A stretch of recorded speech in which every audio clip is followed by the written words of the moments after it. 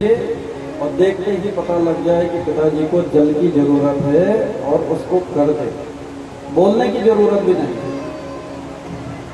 जब हम लोग जो हमारे सन्निकट होते हैं ना, सबसे ज्यादा माता पिता भाई बहन पति पुत्र इत्यादि होते हैं, तो इनसे इतनी सन्निकटता होती है कि बिन बोले, क्योंकि प्रेम की अधिकता है, बिन बोले ही हम लोग उनके लिए कुछ ना कुछ कर देते हैं, वो जो चाहे। और अपनों का तो सबको पता है, इनको किस समय क्या जरूरत है। लेकिन शादी होने के बाद पुत्र बदल जाता है। जैसी घरवाली आई तो घरवाली ने कहा मैंने अपने माँ बाप को छोड़ दिया, अब तुम भी थोड़ा छोड़ने की कोशिश करो। लेकिन उत्तम पुत्र कौन है?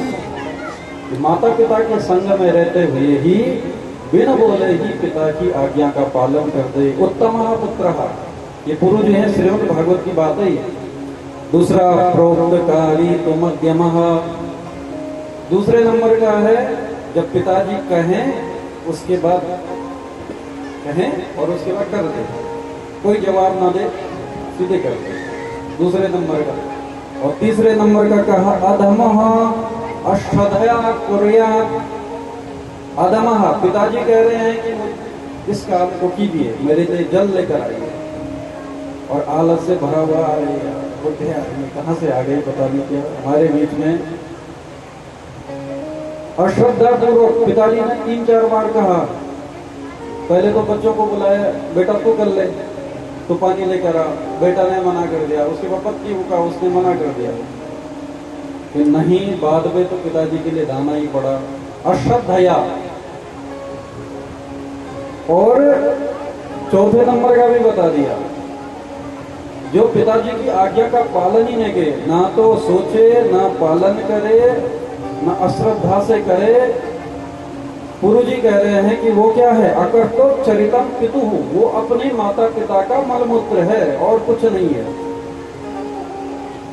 इसलिए जितना हो सके माता, अभी गुरु पूर्णिमा गई ना, हम लोग अध्यापक हैं तो अपने बच्चों को यही कहते हैं कि सबसे पहले गुरु कौन है? माँ है ना। मातृदेवो भव, सबसे पहले गुरु है। गुरु पूर्णिमा में जरूरी नहीं किसी की महापुरुष को ही आप गुरु बनाइए, है ना। आप अपने पिता को भी बना सकते हैं यदि आपको लगता है कि मेरे पिता, अब माँ को ही बना दो गुरु। ये गुरुर ब्रह्मा गुरुर विष्णु गुरुर्देवो महेश्वरः गुरु साक्षात परब्रह्मा तस्मै श्री गुरवे नमः। ये तो व्यास जी के लिए है ये श्लोक, क्योंकि इन्होंने सभी के गुरु यही हैं। जो हम भागवत पढ़ रहे हैं, कर रहे हैं, ये सब वेद व्यास जी का कहा हुआ है, और सबके गुरु वही है। और जगत गुरु तो भगवान कृष्ण ही है, सबसे गुरु बड़े गुरु वही है। ये दुनिया में कोई नहीं मिले तो वही मिल जाए, उन्हीं को अपना गुरु बना लो। लेकिन माँ सबसे पहले गुरु होनी चाहिए। इसलिए हम लोग बड़े भाग्यशाली हैं। यहाँ पर इन दोनों भाइयों ने अपने माता पिता के लिए श्रीमद् भागवत का आयोजन किया है, उसका हम लोग रसपान करते हैं। कल की कथा में हम लोगों ने श्रवण किया था भगवती कुंती ने किस प्रकार से भगवान की सुंदर सी गाथा गाई। भीष्म पितामह अंतिम समय में भगवान के लिए उन्होंने 11 श्लोकों में स्तुति की। परीक्षित जी को श्राप लग गया, गंगा तट पे आ गए, समस्त ऋषिगण गंगा तट में आ गए। परीक्षित जी ने सिर्फ एक ही प्रश्न कहा, मरण धर्मा का क्या काम है? थोड़ा पतली आवाज करो बेटा। मरण धर्मा का क्या करना चाहिए उसे? देखो, हमारे 2 शरीर होते हैं, 2 प्रकार के शरीर हैं, ध्यान से सुनना। एक तो होता है मातृपितृजन्य शरीर, जिसको कहते हैं भौतिक देह, और एक होता है मानसिक देह, मानस देह जिसे कहा जाता है। जो हमारे माता पिता हैं उनके लिए भी जितना हो सके उतना करो। अभी सुना आपने, है ना, पति पुत्र पत्नी जो कुछ है उनके लिए जितना कर सकते करो। लेकिन दूसरा जो मानस देह है, ये आंखें देख रही है, ये हाथ काम कर रहे हैं, ये मुंह बोल रहा है, हमारे अंदर की आत्मा है, वो आत्मा हमें संदेश देती है कि ये सही है, ये गलत है। ये सारा मानस कलेवर है। जो हमारा मन है ना, इतनी तीव्र वेग से चलता है, अभी कहीं से कहीं पहुंच जाए। तो ये मानस कलेवर को भी हमें पुष्ट करना चाहिए। तो कहते हैं कि जो निवृत्ति मार्ग, दो ही मार्ग होते हैं, एक प्रवृत्ति मार्ग होता है, दूसरा निवृत्ति मार्ग। तो जो मनुष्य प्रवृत्ति मार्ग पर चल रहा है, प्रवृत्ति का मतलब हमने जन्म लिया, जन्म के बाद पढ़ाई लिखाई की, उसके बाद शादी हुआ, विवाह हुआ, उसके बाद बच्चों के पढ़ाई लिखाई कराई, माता पिता के लिए किया, और अब बुढ़े हुए चले। और दूसरा, और बुढ़े हुए और अंत समय में हमने ये देख लिया कि अब चतुर्थ अवस्था आ गई है।